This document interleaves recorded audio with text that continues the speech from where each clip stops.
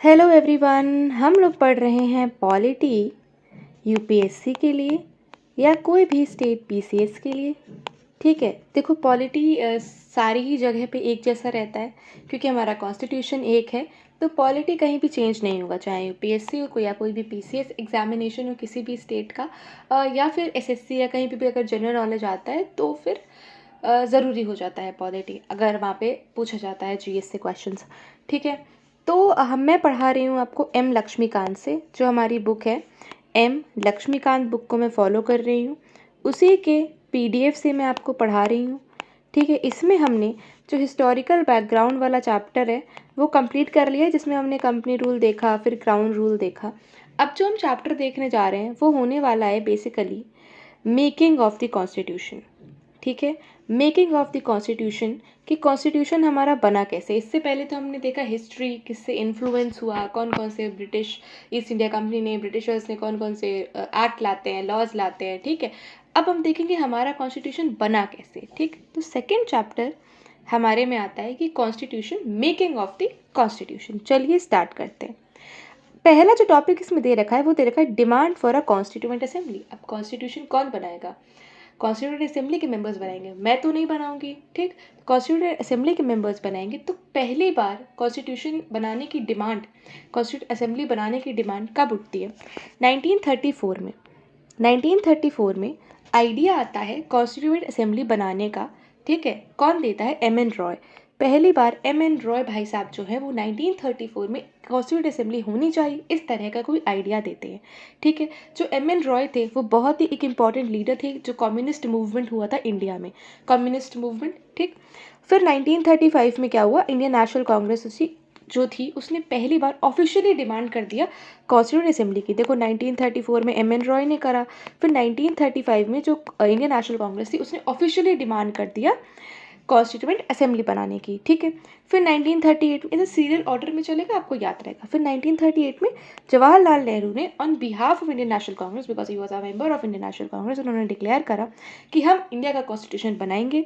ठीक है, इंडिया का, फ्री इंडिया का कॉन्स्टिट्यूशन बनाएंगे बेसिकली, क्योंकि इंडिया एक इंडिपेंडेंट स्टेट होगा, एक इंडिपेंडेंट कंट्री होगी। किसी भी बाहरी इंटरफेरेंस के, बाहर का कोई इंटरफेरेंस वो नहीं चाहेंगे। जहाँ पे कॉन्स्टिट्यूएंट असेंबली होगी जो कि अडल्ट फ्रेंचाइज के बेसिस पे, मतलब जैसे आज हम यूनिवर्सल अडल्ट फ्रेंचाइज देखते हैं, मतलब 18 ईयर्स से जो भी अबव है वो उनके पास वोट की पावर है। ठीक है, तो उसी तरीके से कॉन्स्टिट्यूएंट असेंबली हमारी इलेक्ट होगी। ठीक, अडल्ट फ्रेंचाइज के बेसिस पर, विदाउट आउटसाइड इंटरफेरेंस। आउटसाइड कोई भी इंटरफेरेंस नहीं होगा, मतलब east India company, British crown का कोई भी रोल नहीं होगा। ठीक, और फिर ये जो डिमांड थी, बेसिकली ये जो डिमांड थी इसको एक्सेप्ट कर लिया जाता है ब्रिटिश गवर्नमेंट द्वारा। जो ब्रिटिश गवर्नमेंट थी वो ये कॉन्स्टिट्यूएंट असेंबली बनाने की डिमांड को एक्सेप्ट कर लेती है। उसको बोलते हैं हम लोग ऑगस्ट ऑफर। ठीक, ऑगस्ट ऑफर बोलते हैं। ऑगस्ट ऑफर आता है 1940 में। देखो 1938 में डिमांड करेगी तो एक दो साल तो टालेंगे, 1940 में ऑगस्ट ऑफर आता है। ठीक, 1940 में ऑगस्ट ऑफर आ गया। फिर 1942 में सर स्टेफोर्ड क्रिप्स जो होते हैं वो ब्रिटिश कैबिनेट के मेंबर होते हैं, वो इंडिया आते हैं कि बेसिकली फ्रेम करने के लिए कॉन्स्टिट्यूशन के बारे में कुछ प्रपोजल वगैरह देते हैं। ठीक है, कि किस तरह से आप बनाएंगे, और ये बोल देते हैं कि आप बना तो लीजिए, ठीक है बना लीजिए, पर उसको अडॉप्ट करेंगे वर्ल्ड वॉर 2 के बाद। ठीक, वर्ल्ड वॉर चल रहा था 1942 के अराउंड, मतलब उसके बाद ये टाइम पीरियड वर्ल्ड वॉर का ही था, 42 के अराउंड सेकेंड वर्ल्ड वॉर चल रहा था। तो बेसिकली जो क्रिप्स मिशन था वो फेल ही होता है। ठीक, ये क्रिप्स मिशन जो होता है ये फेल हो जाता है। तो क्रिप्स प्रपोजल वॉज रिजेक्टेड क्योंकि ऐसे मतलब बेकार ही था ये। ठीक है, पोस्ट डेटेड बाद में ये कर लेंगे आप अभी मतलब क्योंकि ब्रिटिशर्स जो थे वो इंडियंस का कॉपरेशन चाहते थे बेसिकली वर्ल्ड वॉर में, क्योंकि वो लैक कर रहे थे, हारने के ज़्यादा चांसेस थे इंग्लैंड के, ठीक है ब्रिटेन के हारने के ज़्यादा, तो वो इंडियंस का कॉपरेशन चाहते थे। तो वो बहला फुसला के ये बताना चाहते थे कि आप अभी नहीं, आप अभी हमारा साथ दे दीजिए, फिर क्या बोलते हैं वॉर के बाद हम आपको ये दे देंगे, आपको डोमेन स्टेटस दे देंगे, आपको इंडिपेंडेंस दे देंगे, आप तब बना लीजिएगा। बट ऐसा कुछ नहीं हुआ। हाँ, तो जो क्रिप्स प्रपोजल है, ठीक है, जो क्रिप्स प्रपोजल है वो बेसिकली रिजेक्ट कर दिया जाता है। मुस्लिम लीग ही क्रिप्स प्रपोजल को सबसे पहले रिजेक्ट कर देती है, क्योंकि मुस्लिम लीग हमेशा से एक इंडिपेंडेंट स्टेट चाहती थी, इंडिपेंडेंट कंट्री चाहती थी पाकिस्तान, और वो चाहती थी कि 2 सेपरेट कॉन्स्टिट्यूएंट असेंबली बननी चाहिए। ठीक, तो पर उसने क्रिप्स प्रपोजल जो था उसको खारिज कर दिया, मना कर दिया। उसके बाद फाइनली कैबिनेट मिशन भेजा जाता है इंडिया में। ठीक है, इसमें मेंबर्स हैं V Alexander, Pethick Lawrence, Stafford Cripps, ये इसके मेंबर्स हैं। ठीक है, हालांकि जो कैबिनेट मिशन था वो 2 कॉन्स्टिट्यूएंट असेंबलीज को खारिज करता था, उसने रिजेक्ट कर दिया कि 2 कॉन्स्टिट्यूएंट असेंबलीज नहीं होनी चाहिए, बट उसने एक स्कीम रखी कॉन्स्टिट्यूएंट असेंबली की, ठीक है, जिस कुछ कुछ बातें बहला फुसला करके जिसने कुछ हद तक मुस्लिम लीग को सेटिस्फाई कर दिया, बेसिकली ज़्यादा नहीं बट कुछ हद तक मुस्लिम लीग को सेटिस्फाई उसने कर दिया। अब क्या हुआ, तो कॉन्स्टिट्यूएंट असेंबली बननी थी, ये बात तो तय हो गई थी, ठीक। अब कॉन्स्टिट्यूएंट असेंबली कैसे बनेगी, मेंबर्स कैसे कैसे कहाँ से आएंगे, इलेक्ट होंगे, नॉमिनेट होंगे या जो भी होंगे, किस तरह से होंगे, ठीक है। तो कॉन्स्टिट्यूएंट असेंबली नवंबर 1946 में बनती है, ठीक, जो कि कैबिनेट मिशन बेसिकली एक्सेप्ट कर लेते हैं कैबिनेट मिशन प्लान को, क्योंकि वो कॉन्स्टिट्यूएंट असेंबलीज के बारे में बात करते हैं, ठीक है, सारी चीज़ें एक्सेप्टेबल होती है कुछ हद तक, तो उसको एक्सेप्ट कर लिया जाता है। तो कैबिनेट मिशन के बाद ही, कैबिनेट मिशन के आने के बाद ही बेसिकली हमारी जो कॉन्स्टिट्यूएंट असेंबली है वो बनती है 1946 में। अब इसमें ये बताया गया है कि जो टोटल स्ट्रेंथ थी कॉन्स्टिट्यूएंट असेंबली की वो 389 थी, ठीक है, 389 थी। तो जो 296 मेंबर्स थे उसमें से वो ब्रिटिश इंडिया को अलॉट कर दिए गए थे, ठीक है, 389 में से 296 मेंबर्स ब्रिटिश इंडिया से आने थे। 93 सीट्स जो थी वो प्रिंसली स्टेट्स की थी, क्योंकि हमें पता है भारत में देसी रियासतें भी थी, तो 93 सीट्स प्रिंसली स्टेट से आती थी, 296 ब्रिटिश इंडिया से आती थी, ठीक है। अब जो 296 भी जो सीटें थी ना, उसमें से जो ब्रिटिश इंडिया को अलॉट करी गई थी, ठीक, वो उसमें से 292 जो सीट्स थी, बेसिकली जो 292 मेंबर्स थे वो 11 गवर्नर प्रोविंसेस से आने थे, जो 11 गवर्नर प्रोविंसेस थी वहाँ से आने थे, ठीक है। और जो 4 मेंबर्स थे वो चीफ कमिश्नर की प्रोविंसेस से आने थे, एक मतलब 4 जगह से 4 लोग आने थे, ठीक। तो 389 टोटल थे, 296 ब्रिटिश इंडिया से आने थे, 93 प्रिंसली स्टेट से आने थे, और 296 में से भी जो 292 थे, ठीक है, वो 11 गवर्नर की प्रोविंसेस से आने थे, 11 गवर्नर प्रोविंसेस में बटा हुआ था इंडिया, और 4 जो बचे थे वो चीफ कमिश्नर की प्रोविंस से आने थे, ठीक है, एक से एक आना था। उसके बाद जो ईच प्रोविंस थी वो ग्रुप्स में बांट दी गई थी बेसिकली, जहाँ से प्रपोर्शन के हिसाब से सीट आनी थी। रफली क्या हुआ था, एक सीट जो थी वो एवरी मिलियन, एक सीट बेसिकली 10 लाख की पॉपुलेशन पे एक सीट थी, ऐसे मान के चल सकते हैं आप लोग, ठीक है। और जो सीट्स अलॉट करी गई थी ब्रिटिश प्रोविंस में वो डिवाइड कर दी गई थी 3 प्रिंसिपल कम्युनिटीज़ में, बेसिकली मुस्लिम, सिख और जनरल, ठीक है। जनरल में वो सारे लोग आते थे जो मुस्लिम सिख में नहीं आते थे, उनकी पॉपुलेशन के अकॉर्डिंगली बांट दी गई थी। तो यहाँ पे आप भी देख रहे हो कि रिप्रेजेंटेशन हो रहा है कम्युनिटीज़ का, ठीक है, मुस्लिम, सिख और जनरल में बांट दिया गया। उसके बाद जो ईच कम्युनिटी थी उसको भी रिप्रेजेंटेटिव मिले, ठीक है, representatives of each community were elected by, कैसे इलेक्ट होते थे, तो जो प्रोविंशियल लेजिस्लेटिव असेंबली थी, ठीक है, आप और वोटिंग वॉज बाय द, ठीक है, कहाँ से आ रहे थे रिप्रेजेंटेटिव्स, कहाँ से आ रहे थे, बेसिकली प्रोविंशियल लेजिस्लेटिव असेंबली से आ रहे थे, और वोटिंग जो हो रही थी वो proportional representation by single transferable vote, जैसा हमारे यहाँ प्रेसिडेंट का इलेक्शन होता है, proportional representation single transferable vote से मेंबर्स आने थे। इलेक्शन इस प्रकार से होना था, ये मेथड है इलेक्शन का, क्या मेथड है, proportional representation single transferable vote. और जो रिप्रेजेंटेटिव्स थे प्रिंसली स्टेट्स के वो नॉमिनेट करे जाने थे, जो प्रिंसली स्टेट्स के हेड होते थे, जो रियासतों का राजा है, वहाँ के जो लोग हैं, जो राजा है वो नॉमिनेट कर देगा मेंबर्स को बेसिकली, ठीक। उसके बाद ये क्लियर हो चुका था, अगर हम बाद में देखें तो ये क्लियर हो गया था, जो कॉन्स्टिट्यूएंट असेंबली है पार्टली इलेक्टेड और पार्टली नॉमिनेटेड बॉडी थी, पार्टली इलेक्ट हो रही थी, पार्टली नॉमिनेट हो रही थी, फुल्ली इलेक्टेड बॉडी नहीं थी, ठीक है। मोर ओवर्स जो उसके मेंबर्स थे इनडायरेक्टली इलेक्ट हो रहे थे लोगों से, और प्रोविंशियल असेंबली से बेसिकली इनडायरेक्ट इलेक्शन हो रहा था, डायरेक्ट इलेक्शन तब भी नहीं था, इनडायरेक्ट इलेक्शन था, ठीक। और इलेक्ट भी हो रहे थे कुछ लोग को themselves elected from the limited franchise सिर्फ 100% लोगों के पास फ्रेंचाइज नहीं थी, जैसे कि हमने पहले भी एक्ट्स में देखा है कि मतलब बेसिकली टैक्स के बेसिस पे, एजुकेशन के बेसिस पे आपको वोटिंग राइट्स मिल चुके थे, तो यहाँ पे भी इस तरीके से कुछ था, क्योंकि फुल्ली आपको 100% अडल्ट फ्रेंचाइज नहीं आई थी, ठीक। अब इलेक्शंस होते हैं, अब इलेक्शंस हो रहे हैं, कॉन्स्टिट्यूएंट असेंबली के इलेक्शंस होते हैं, ठीक है। इलेक्शंस 296 सीट्स पे होते हैं, ठीक, जो ब्रिटिश इंडिया की प्रोविंसेस थी। कब होते हैं, जुलाई अगस्त 1946 के अराउंड इलेक्शंस हो जाते हैं, ठीक है। जो इंडियन नेशनल कांग्रेस थी उसमें 208 सीट जीत जाती है, 296 सीट में से 208 सीट जीत जाती है इंडियन नेशनल कांग्रेस, और मुस्लिम लीग 73 सीट जीत जाती है, ठीक। और फिर कुछ जो 15 सीट्स हैं वो इंडिपेंडेंट जो लोग हैं वो जीत जाते हैं, और इसमें क्या होता है, प्रिंसली स्टेट्स वाली सीट कभी फुलफिल हो ही नहीं पाई, जो 93 सीट्स थी वो कभी फुलफिल नहीं हो पाई, क्योंकि प्रिंसली स्टेट्स ने ये सोचा कि वो इस सब चीज़ों में दूर रहेंगे, सारी चीज़ों से अवे रहेंगे, कॉन्स्टिट्यूट असेंबली से इनको कोई लेना देना नहीं है, क्योंकि ये राजा हैं और इनका खुद का कॉन्स्टिट्यूशन चल रहा था उस टाइम पे। तो फिर उन्होंने ऐसा सोचा कि नहीं, हम इन सारी चीज़ों से दूर रहेंगे, हमें कोई मतलब नहीं है। तो इलेक्शंस 296 सीट पे ही होते हैं, 93 सीट्स तो कोई मतलब ही नहीं है, ठीक है। 93 सीट्स पार्टिसिपेट ही नहीं करती हैं कभी, ठीक। अब ऑल तो क्या इसमें बता रहा है कि डायरेक्टली इलेक्टेड बॉडी नहीं थी, ये तो हमने पहले भी देख लिया, इनडायरेक्ट इलेक्टेड, ठीक। उसके बाद असेंबली में रिप्रेजेंटेशन था ऑल सेक्शंस का, जैसे कि हिंदूज थे, मुस्लिम्स थे, ठीक है। आगे देखेंगे हम सिख वगैरह सब लोग हैं इसमें, सिख हैं, पारसीज हैं, ठीक है। देखो सिख हैं, पारसीज हैं, एंग्लो इंडियंस हैं, क्रिश्चियन हैं, SC ST, वुमेंस हैं, ठीक। कॉन्स्टिट्यूट असेंबली में हमारी वुमेंस भी थे, SC ST से भी लोग थे, हम देखेंगे 15 वुमेन है हमारी कॉन्स्टिट्यूट असेंबली में, ठीक है। और फिर असेंबली इंक्लूडेड इंपॉर्टेंट पर्सनैलिटीज़ थे, बट एक कंसेप्शन, एक एक्सेप्शन है सॉरी यहाँ पे, कि Mahatma Gandhi was never a part of constituent assembly. Backward वो भले ही रहे हों, ठीक है, बैक में वो भले ही रहे, but Gandhi ji was never a part, never a member nor a part of a constituent assembly. This is a exception and this is to be noted. Mahatma Gandhi was never a part of constituent assembly. मैं बता रही हूँ क्योंकि ये question आ जाते हैं, इसीलिए बता रही हूँ। अब क्या होता है, अब वर्किंग चालू होती है, हमने देख लिया कैसे बनी, क्रिप्स मिशन आया, कैबिनेट मिशन आया, डिमांड कब उठी, फिर क्रिप्स मिशन आता है, कैबिनेट मिशन आता है, ठीक है। फिर उसके बाद कॉन्स्टिट्यूंट असेंबली बनती है, इलेक्शंस होता है, अब काम करेगी कॉन्स्टिट्यूंट असेंबली। सेकेंड टॉपिक है working of the constituent assembly, अब काम कैसे करेगी। तो कॉन्स्टिट्यूंट असेंबली की पहली मीटिंग होती है 9 दिसंबर 1946 को, ये तो कट गया, 9 दिसंबर 1946 को कॉन्स्टिट्यूंट असेंबली की पहली मीटिंग होती है, ठीक। अब मुस्लिम लीग तो नाराज हो गई, मुस्लिम लीग चाहती थी कि एक और कॉन्स्टिट्यूंट असेंबली बने, पर मुस्लिम लीग तो फिर क्या बोलते हैं, उसने बॉयकॉट कर दिया बेसिकली, क्योंकि वो सेपरेट स्टेट की डिमांड चाहती थी, दे ऑलवेज वांटेड पाकिस्तान, ठीक है। तो मुस्लिम लीग ने कॉन्स्टिट्यूंट असेंबली को बॉयकॉट कर दिया, ठीक। तो बचे कौन, इंडियन नेशनल कांग्रेस के लोग वहाँ पे, ठीक।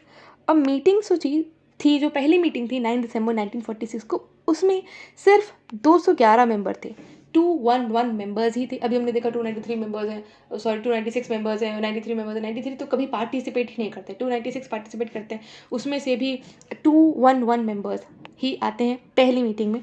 तो जो सच्चिदानंद सिन्हा है, डॉक्टर सच्चिदानंद सिन्हा, जो कि सबसे बुजुर्ग उम्र दराज व्यक्ति आज भी हमारी सोसाइटी में देखते हैं, सबसे पहले जो अगर किसी को पैर छूने होते हैं जाकर के, तो सबसे बुजुर्ग जो बैठा होगा सबसे पहले उसके छुए जाते हैं, ठीक। तो इसी तरीके से एक फ्रेंच प्रैक्टिस को फॉलो करते हुए, फ्रेंच में ये प्रैक्टिस चलती थी कि जो सबसे उम्र दराज, सबसे ओल्डेस्ट मेंबर होगा उसको आप टेम्परेरी प्रेसिडेंट बना देते थे, क्योंकि अभी इलेक्शंस नहीं हो पाया। पहली मीटिंग में जैसे कौन बनेगा, प्रोटेम स्पीकर देखते हैं आज हम लोग, ठीक है। तो वो भी इसी तरीके का है, पहली मीटिंग कंडक्ट करा के उसका कोई वजूद ही नहीं रहता है। तो इसी तरह से टेम्परेरी प्रेसिडेंट बना दिया गया सच्चिदानंद सिन्हा जी को, और कौन सी प्रैक्टिस फॉलो करते हुए, फ्रेंच प्रैक्टिस, फ्रेंच में ऐसा होता है, फ्रांस में ऐसा होता है, ठीक। सच्चिदानंद सिन्हा जी को बना दिया गया। इंपॉर्टेंट पर्सनैलिटी, PYQ आया हुआ है ये क्वेश्चन, ठीक है। उसके बाद डॉक्टर राजेंद्र प्रसाद को इलेक्ट करा गया, ये तो ऐसे बना दिए गए, ओल्डेस्ट थे इसलिए बना दिए गए सच्चिदानंद सिन्हा जी, बट डॉक्टर राजेंद्र प्रसाद को इलेक्ट करके बनाया गया प्रेसिडेंट असेंबली का। जो हमारी कॉन्स्टिट्यूंट असेंबली थी उसका प्रेसिडेंट, पहले इलेक्टेड प्रेसिडेंट राजेंद्र प्रसाद, वैसे पहले प्रेसिडेंट डॉक्टर सच्चिदानंद सिन्हा, राजेंद्र प्रसाद। और 2 वाइस प्रेसिडेंट थे, ये याद रखना है हमें हमेशा, 2 वाइस प्रेसिडेंट थे हमारी कॉन्स्टिट्यूंट असेंबली में, एक थे HC मुखर्जी और एक थे VT कृष्णमाचारी, इनको भी इलेक्ट करा गया था। तो यहाँ पे भी लिखा हुआ है कि 2 वाइस प्रेसिडेंट थे, याद रखना है, ठीक। Rajendra Prasad president, HC Mukherjee, VT Krishnamachari vice presidents, ठीक। अब पेश होता है ऑब्जेक्टिव रिजोल्यूशन। ऑब्जेक्टिव रिजोल्यूशन जो आगे चल के हमारा बेसिकली ये बेस है प्रियम्बल का। अब देखो पहले दिन बैठे, हमने अपना प्रेसिडेंट इलेक्ट कर लिया, ठीक। उसके बाद जब 13 दिसंबर 1946 को जब मीटिंग होती है, तो ऑब्जेक्टिव, बेसिकली हम कॉन्स्टिट्यूशन बना रहे हैं, हमारा ऑब्जेक्टिव क्या होगा, हमारा उद्देश्य क्या है कॉन्स्टिट्यूशन बनाने का, हम क्यों बना रहे हैं कॉन्स्टिट्यूशन, क्या क्या चीज़ें हम रखेंगे, कि अब हमें डोमिनियन नहीं, हमें डोमिनियन नहीं चाहिए, हमें इंडिपेंडेंस चाहिए, पूर्ण स्वराज चाहिए, ठीक है। तो इस वजह से क्या क्या ऑब्जेक्टिव्स होंगे, हम जो कॉन्स्टिट्यूशन बनाएंगे और कॉन्स्टिट्यूशन असेंबली का क्या उद्देश्य है, उसके लिए जो है ऑब्जेक्टिव रिजोल्यूशन आता है। 13 दिसंबर 1946 को जवाहरलाल नेहरू मूव करते हैं हिस्टोरिक ऑब्जेक्टिव रिजोल्यूशन, ठीक है। हिस्टोरिक है क्योंकि इंपॉर्टेंट है ये, जवाहरलाल नेहरू मूव करते हैं। इसमें बेसिकली फंडामेंटल्स से फिलॉसफी थी, स्ट्रक्चर कैसा होगा कॉन्स्टिट्यूंट असेंबली का, तो वो सारी एक बार नज़र डाल लेते हैं हम इन पे, बाकी सब तो आपको पता है, आप समझदार हैं, ठीक है, थोड़ा थोड़ा बता देते हैं। जो कॉन्स्टिट्यूंट असेंबली थी उसने डिक्लेयर कर दिया, एक फर्म रिजोल्यूशन उसने दिया कि जो इंडिया है वो इंडिपेंडेंट सोवरन रिपब्लिक होगा, इंडिपेंडेंट होगा, सोवरन होगा, रिपब्लिक होगा, रिपब्लिक मतलब इलेक्टेड हेड होगा, इंडिया का जो प्रेसिडेंट है वो इलेक्टेड होगा, इंडिपेंडेंट होगा, आउटर कोई रूल नहीं होगा, डोमिनियन नहीं होगा, इंडिपेंडेंट होगा, सोवरन होगा, ठीक है, रिपब्लिक होगा, और अपना खुद का कॉन्स्टिट्यूशन बनाएगा, अपना आगे की जो गवर्नेंस होगी वो खुद के कॉन्स्टिट्यूशन से करेगा, ठीक है। उसके बाद जो टेरिटरीज थी जो अभी ब्रिटिश इंडिया की थी, ठीक, एक सेकेंड, जो टेरिटरीज थी अभी जो ब्रिटिश इंडिया के पार्ट थी वो अब इंडियन स्टेट्स की पार्ट बन जाएंगी, इंडियन स्टेट्स के पार्ट बन जाएंगे, ठीक है। और जो आउटसाइड टेरिटरीज हैं वो भी इंडिया में पार्ट बन जाएंगी। जैसे कि अब हम देखते हैं आउटसाइड है, अब हमारा मेन लैंड का पार्ट नहीं है अंडमान एंड निकोबार, लक्षद्वीप आइलैंड्स, ठीक है, बट बेसिकली वो हमारी टेरिटरी का पार्ट है, तो यही कहना चाह रहा है, ठीक है। और प्रेजेंट बाउंड्रीज में बाकी सारी आगे बातें यही है, ठीक है, कि मतलब यूनियन होगा इंडिया का, इंडिया एक फेडरल स्टेट नहीं होगा, इंडिया एक यूनियन होगा, India that is union of states, India is not a federation of states, ठीक है। इसके बाद जो सारी पावर्स हैं ये लास्ट में बताया गया, इसके बाद लास्ट नहीं, इसके बाद और भी पॉइंट्स है, जो सारी पावर्स हैं, अथॉरिटी है जो सोवरेन इंडिपेंडेंट इंडिया की, वो गवर्नमेंट में ऑर्गेनाइज, जो सारी गवर्नमेंट के जो ऑर्गन्स है उसमें ही होगा। जैसे हम देखते हैं लेजिस्लेचर है, एग्जीक्यूटिव है, जुडिशरी है, ये सारे क्या है, ये सारे गवर्नमेंट के ऑर्गन्स ही तो हैं बेसिकली, ठीक।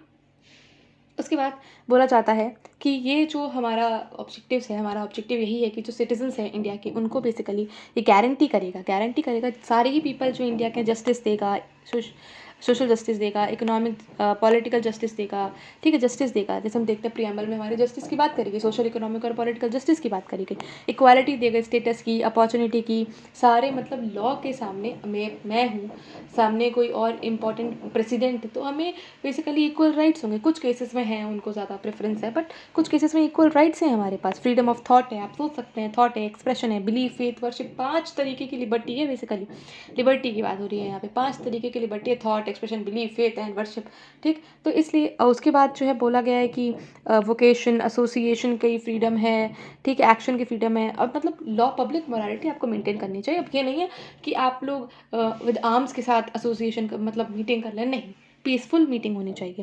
उसके बाद सेफ गार्ड देगा, बेसिकली जो माइनॉरिटी सेक्शन है, बेसिकली जो बैकवर्ड सेक्शन है, सॉरी, जो डिप्रेस क्लासेस हैं, जो ट्राइबल एरियाज़ हैं, उनको बेसिकली ये क्या करेगा, सेफ गार्ड करेगा, उनको एडिक्वेट क्या देगा, आरक्षण, रिजर्वेशन देंगे, ताकि वो लोग अपना क्या कहते हैं डेवलपमेंट कर सकें, ठीक है। और इसमें क्या आखिरी में पॉइंट बोला गया, सेकेंड लास्ट पॉइंट यही है, क्योंकि इंटीग्रिटी या टेरिटरी को बनाए रखेगा, भारत की जो संप्रभुता है, इंटीग्रिटी है, उसको बना के रखेगा, जो रिपब्लिक ऑफ इंडिया है, सोवरन राइट्स हैं लैंड पे, सी पे हम देखते हैं 12 नॉटिकल माइल्स तक अपना, उसके बाद लगता है इंटरनेशनल सी वाटर्स, ठीक है, जस्टिस, लॉ, जितने भी सिविलाइज नेशंस हैं उसके लॉ के हिसाब से, ठीक। इंडिया एक ऑनर्ड प्लेस है, उसको प्रमोशन करेगा वर्ल्ड पीस का, वेलफेयर ऑफ मैनकाइंड का, मतलब समाज में सबका उद्धार हो और हम विश्व में शांति बनी रहे। आज भी हमारा यही एजेंडा रहता है, विश्व शांति की ओर भारत निरंतर प्रयास कर रहा है। कोई भी वॉर होता है, अगर हम देखते हैं रशिया यूक्रेन वॉर चल रहा था, ठीक है, तो भारत निरंतर ही यही प्रयास करता है कि विश्व में शांति बनी रहे। तो ये आज से नहीं है, बहुत पुराना है, ये पौराणिक काल से हम लोग देखते आए हैं, ठीक। उसके बाद ये बात बोली गई है नीचे कि जो ये रेजोल्यूशन था, हमने देखा 13 दिसंबर 1946 को ये रेजोल्यूशन आता है, इसको एक्सेप्ट कर लिया, अडॉप्ट कब करा जाता है बेसिकली, तो 22 जनवरी को ऑब्जेक्टिव्स रेजोल्यूशन को अडॉप्ट कर लिया जाता है। बेसिकली यही हमें शेप हमारी कॉन्स्टिट्यूशन को देता है, ठीक है, वो यही ऑब्जेक्टिव रेजोल्यूशन था जो हमारी कॉन्स्टिट्यूशन को शेप देता है। उसके बाद इसी का मॉडिफाइड वर्जन आज के रूप में हम प्रियम्बल देखते हैं, तो प्रियम्बल बहुत इंपॉर्टेंट हो जाता है हमारे लिए, है भी। अब इंडिपेंडेंस एक्ट आता है, हमने देखा 1947 में इंडिया का इंडिपेंडेंस एक्ट आ रहा है, ये पहले ही पढ़ चुके हैं, हिस्टोरिकल बैकग्राउंड में लास्ट एक्ट हमने यही पढ़ा है, ठीक। अब इसमें क्या हुआ, जो रिप्रेजेंटेटिव्स थे बेसिकली प्रिंसली स्टेट्स के, वो उन्होंने पार्टिसिपेट नहीं करा था कभी भी कॉन्स्टिट्यूएंट असेंबली में, ठीक है, from the constituent assembly, they gradually joined it, उन्होंने ज्वाइन कर लिया। अब क्या हुआ, चेंजेस हुए हैं इंडिपेंडेंस एक्ट के बाद से 1947 में, अभी तो 1946 की बात देख रहे हैं ना हम, ऑब्जेक्टिव ये सब 1946 में हो रहा है। 1947 में इंडिपेंडेंस एक्ट आता है, जो 1947 में जो प्रिंसली स्टेट्स, इनके दिमाग ज़्यादा खराब थे, बेसिकली 1993 सीट्स जिन्होंने ज्वाइन नहीं करा था, वो 1947 में इंडिपेंडेंस एक्ट आने के बाद ग्रेजुअली ज्वाइन कर लेते हैं कॉन्स्टिट्यूंट असेंबली, ठीक। तो 28 अप्रैल 1947 को जो रिप्रेजेंटेटिव थे 6 स्टेट्स के, बेसिकली 6 स्टेट्स के, ये कॉन्स्टिट्यूंट असेंबली का पार्ट बन गए थे, ठीक है। माउंटबेटन प्लान हम देखते हैं 3 जून 1947 को आता है। कब आता है माउंटबेटन प्लान? 3 जून 1947 को। बेसिकली ये माउंटबेटन प्लान जो है पार्टीशन का प्लान है, इंडिया अलग पाकिस्तान अलग, India is divided into two state, Pakistan अलग इंडिया अलग, ठीक है, पार्टीशन हो गया इंटू कंट्री का, ठीक है। अब प्रिंसली स्टेट्स को बेसिकली जो अदर प्रिंसली स्टेट्स है took their seats in assembly, उन्होंने असेंबली ज्वाइन कर ली। Some wanted to go to Pakistan, some wanted to stay in India and some wanted to independent रहना चाहते थे वो, ठीक है। The members of the Muslim League from the Indian dominion also enter the assembly. जो इंडियन डोमिनियन के मुस्लिम लीग के मेंबर्स थे उन्होंने बेसिकली कॉन्स्टिट्यूंट असेंबली को ज्वाइन कर लिया। ठीक, और जो इंडियन इंडिपेंडेंस एक्ट आता है 1947 में, इसमें कुछ तीन चेंजेस करे बेसिकली। जो असेंबली की पोजीशन में 3 चेंजेस करे। उसने ये बोला कि जो असेंबली है फुल्ली सोवरेन बॉडी होगी। सोवरेन मतलब इंडिपेंडेंट, फुल्ली सोवरेन बॉडी होगी जो अपना खुद का कॉन्स्टिट्यूशन बना सकती है जैसा चाहे। ठीक, और इस एक्ट ने, जो इंडिपेंडेंस एक्ट आता है, उसने एम्पावर कर दिया बेसिकली असेंबली को। कोई भी वो एब्रोगेट कर सकती है, मतलब ऑल्टर कर सकती है कोई भी लॉ जो ब्रिटिश पार्लियामेंट ने बनाया है रिलेशन विद इंडिया। किसी भी तरीके के लॉ को भाई क्यों मानेंगे हम उनका लॉ, हम उनके अंदर थोड़ी नहीं आते हैं, हम उनके नीचे थोड़ी नहीं आते हैं। उसके बाद असेंबली जो थी वो एक लेजिस्लेटिव बॉडी बन गई क्योंकि वो लॉज भी बनाएगी। ठीक है, असेंबली जो थी वो एक लेजिस्लेटिव बॉडी बन गई। देखो असेंबली के 2 काम थे, एक तो कॉन्स्टिट्यूशन बनाना और एक तो नॉर्मल प्रक्रिया के लिए, क्योंकि इंडिया इंडिपेंडेंट हो चुका है तो एक नॉर्मल प्रक्रिया के लिए लॉज बनाना, डेली बेसिस के लिए लॉज बनाना, कॉन्स्टिट्यूशन बनाना था और लॉज बनाने थे। तो वो लेजिस्लेटिव बॉडी भी बनती थी। ठीक, सेपरेट फंक्शन करती थी। यही बात लिखी, ऑर्डिनरी लॉज भी बनाती थी और अलग अलग दिन पे अलग अलग ये टास्क परफॉर्म होते थे। जब उसे कॉन्स्टिट्यूशन बनाना होता था तो अलग मतलब अलग दिन पे बैठते थे, और जब डेली वर्किंग के लिए लॉज बनाते थे तो अलग डे पे बैठते थे। अभी हम देखेंगे कि कौन कौन इसको बेसिकली रूल करता था। रूल मतलब कौन कौन चेयर करता था। ठीक है, तो जब और बेसिकली ये जो कॉन्स्टिट्यूंट असेंबली है ये पहला पार्लियामेंट बन जाता है फ्री इंडिया का। जो डोमिनियन इंडिया चल रहा था 1947 से लेकर के 1950 तक, बेसिकली हम डोमिनियन थे जब तक हमारा कॉन्स्टिट्यूशन नहीं बन गया था। उसके बाद हम इंडिपेंडेंट हुए हैं एक ओरिजिनल फॉर्म में जाकर के। तो जब देखो कॉन्स्टिट्यूंट बॉडी बनती थी, मतलब एज अ जब हमारी जो कॉन्स्टिट्यूंट असेंबली है वो एक कॉन्स्टिट्यूशन बनाने के लिए मिलती थी, तो उसे चेयर करते थे राजेंद्र प्रसाद। जो डॉक्टर राजेंद्र प्रसाद थे वो चेयर करते थे एज अ कॉन्स्टिट्यूंट बॉडी, जब कॉन्स्टिट्यूंट असेंबली कॉन्स्टिट्यूशन बनाने के लिए मिलती थी। और जब वो normal day to day work के लिए मिलती थी, जब वो normal day to day laws बनाने के लिए मिलती थी, तो जी.वी. मावलंकर जी जो है वो उसे चेयर करते थे। ठीक, और ये दोनों ही फंक्शंस जो थे ये ख़त्म कब हो जाते हैं, कॉन्स्टिट्यूशन बनाने का काम कब ओवर हो जाता है, 26 नवंबर 1949 को। यही डेट 26 नवंबर 1949 to hereby enact and give to us this constitution, यही हमारे प्रियम्बल में डेट मेंशन है 26 नवंबर 1949। ठीक है, बट हम बेसिकली इन्फोर्स में कब आता है हमारा कॉन्स्टिट्यूशन, 26 जनवरी को आता है, 1950 में आता है। पूर्ण स्वराज 26 जनवरी को बेसिकली ये रेजोल्यूशन था, इस वजह से इसको एक्सेप्ट कर लिया जाता है। उसके बाद जो मुस्लिम लीग के मेंबर्स थे, ठीक है, जो पाकिस्तान देखो इंडिया पहले एक ही था, तो अब बेसिकली जो पाकिस्तान था वो अलग हो गया। तो अब जो इंडिया में रह गए मुस्लिम लीग के मेंबर्स थे, ठीक है, अब वो इंडिया में रह गए। ठीक, जो पाकिस्तान जाना चाहते थे उन्होंने विड्रू कर दिया कॉन्स्टिट्यूंट असेंबली से, वो कॉन्स्टिट्यूंट असेंबली का मेंबर पार्ट नहीं थे। ठीक, तो जो कॉन्स्टिट्यूंट जो टोटल स्ट्रेंथ थी हमारी कॉन्स्टिट्यूंट असेंबली की वो 299 पे आ गई। ठीक है, 389 थी, अब वो 299 पे आ गई। ठीक, 389 पहले फिक्स हुई थी बट वो 299 पे आ गई, 299 मेंबर्स थी। ठीक, उसके बाद जो स्ट्रेंथ थी इंडियन प्रोविंसेस की वॉज रिड्यूस 296 से लेकर 229 तक आ गई। ठीक है, प्रिंसली स्टेट्स की जो सीट्स थी वो 93 से 70 हो गई, क्योंकि बाद में तो हमारे प्रिंसली से ज्वाइन कर लिया, बट सीट्स पहले 93 थी फिर वो 70 हो गई, तो 229 मेंबर्स हो गए। ठीक, अब इसके बाद एक लिस्ट दे रखी है। अब अदर फंक्शंस देखो, ये इंपॉर्टेंट है यहाँ से क्योंकि क्वेश्चन बन जाता है। अदर फंक्शंस क्या क्या परफॉर्म करे हमारी कॉन्स्टिट्यूंट असेंबली ने विदाउट, मतलब ऐसा अगर हटा दें कि कॉन्स्टिट्यूशन बनाया लॉज बनाया, इसके अलावा क्या करा उसने। ठीक है, इन एडिशन ऑर्डिनरी लॉज बनाने के और कॉन्स्टिट्यूशन बनाने के अलावा भी हमारी जो कॉन्स्टिट्यूंट असेंबली थी, नॉट द कंपनी, ठीक है, उसने कुछ फंक्शंस परफॉर्म करे। बेसिकली इंडिया की जो मेंबरशिप थी कॉमनवेल्थ की, उन्हें रेटिफाई कर दिया, मतलब उसे साइन कर दिया मई 1949 में। इंडिया कॉमनवेल्थ का मेंबर है। ठीक, कॉमनवेल्थ की मेंबरशिप उसने ले लिया मई 1949 में। उसके बाद नेशनल फ्लैग हमने अडॉप्ट करते हैं 22 जुलाई 1947 को। 22 जुलाई 1947 को हम अपना नेशनल फ्लैग अडॉप्ट कर लेते हैं। ठीक, अभी आपको सारी कमिटीज़ के मेंबर देखेंगे नहीं देखने को मिलेंगे कि फ्लैग कमेटी कौन चेयर कर रहा था, बहुत सारी कमिटीज़ हैं, there are a lot of committees. ठीक, तो अडॉप्ट कर लिया नेशनल फ्लैग 22 जुलाई 1947 को। नेशनल एंथम 24 जनवरी 1950 को, 24 जनवरी 1950 को नेशनल फ्लैग, नेशनल एंथम और नेशनल सॉन्ग जो है 24 जनवरी 1950 को करते हैं हम अडॉप्ट, नेशनल एंथम और नेशनल सॉन्ग। अब नेशनल एंथम बताओ कौन सा है और नेशनल सॉन्ग हमारा कौन सा है, कमेंट में बताओ फटाफट, मतलब याद रह जाएगा ना ऐसे। तो नेशनल एंथम और नेशनल सॉन्ग जो है वो 24 जनवरी 1950 को हमने अडॉप्ट कर लिया। गलत स्लिप ऑफ टंग हो गया मेरा, सॉरी। ठीक है, और डॉक्टर राजेंद्र प्रसाद को हमने फर्स्ट प्रेसिडेंट ऑफ इंडिया को जो है उनको इलेक्ट कर लिया 24 जनवरी 1950 को। तो देखो 24 जनवरी मैं लिख देती हूँ, 24 जनवरी को 3 काम होते हैं, नेशनल एंथम अडॉप्ट होता है, नेशनल सॉन्ग अडॉप्ट होता है, Rajendra Prasad as the first president of India adopt हो जाते हैं। एक ही नेशनल फ्लैग जो है वही 22 जुलाई को 1947 को अडॉप्ट होता है, बाकी सारी चीज़ें 1950 में हो रही होती हैं। ठीक, अब ये कॉन्स्टिट्यूशन जो कॉन्स्टिट्यूंट असेंबली थी उसके कितना टाइम लिया, बेसिकली 11 सेशंस हुए। अब इसमें टाइम कितना लगा? 2 साल 11 महीने और 18 दिन। 2 साल 11 महीने 18 दिन का टाइम लगा। 11 सेशंस हुए इसमें, ठीक। अबाउट 60 कंट्रीज़ का कॉन्स्टिट्यूशन हमने खंगाला है। बोलते हैं ना कि नहीं रैंसैकिंग ऑफ दी कॉन्स्टिट्यूशन हो रहा है, कॉपी हो रहा है। नहीं, रैंसैकिंग करा है हमने, बेसिकली हमने खंगाला है, वहाँ से चीज़ों को उठाया है। जो अच्छी चीज़ें हैं वो तो लेंगे ना, कहाँ से नई चीज़ें हमेशा थोड़ी नहीं लाई जा सकती हैं, ठीक। उसके बाद 64 लाख का खर्चा। खर्चा ऑलवेज इंपॉर्टेंट, पूछा जा सकता है, स्टेट पीसी से पूछा जा सकता है। 64 लाख का खर्चा आया कॉन्स्टिट्यूशन बनाने में हमारे, ठीक। और फाइनल सेशन कब हो जाता है? फाइनल सेशन होता है 24 जनवरी 1950 को। अब 24 जनवरी 1950 ऊपर देख लो डेट, क्यों? National anthem, national song, Rajendra Prasad as the first president of India. 24 जनवरी 1950 को फाइनल सेशन हो जाता है कॉन्स्टिट्यूंट असेंबली का, ठीक है। हालांकि ये ख़त्म नहीं होता है, क्योंकि लास्ट दिन जो था वो 26 जनवरी 1950 था, ठीक है। लास्ट दिन जो था 26 जनवरी 1950 का, जबकि ही साइन है, ठीक। तभी के साइन है, क्योंकि लास्टली 26 जनवरी को मिलते हैं 1950 में, और उसी दिन साइन करते हैं कॉन्स्टिट्यूशन पे, ठीक। टिल द न्यू पार्लियामेंट पहली बार। उसके बाद इलेक्शंस होते हैं 1951 में, 1952 में, ठीक है, बाद में होते हैं, क्योंकि ये तो अभी हम देख रहे हैं 1950 की बात है। तो 51 और 52 के टाइम पे पीरियड पे नए पार्लियामेंट के लिए इलेक्शंस कराए जाते हैं, ठीक। अब ये जो कमेटी का सेक्शन है ना, वीडियो बहुत लंबा हो जाएगा, हाँ लंबा हो जाएगा, ठीक है। तो जो कमेटीज़ का सेक्शन है ना, ये जो कमेटीज़ का सेक्शन है, ये मैं आपको नेक्स्ट वीडियो में बताऊंगी, ठीक है। मेकिंग में हमने इतना देख लिया, देखो 1-1 घंटे 2-2 घंटे का मैं वीडियो बना दूँ, कोई फ़ायदा नहीं है उस बात का। इसी वजह से छोटा ऐसे आधे घंटे 20-25 मिनट का वीडियो बनाऊंगी, आराम से आप लोग देख भी लोगे, चीज़ें आपको समझ में भी आ जाएंगी। आई होप आपको वीडियो पसंद आया होगा, और अगर पसंद आया है तो मुझे कॉमेंट सेक्शन में ज़रूर बताइएगा।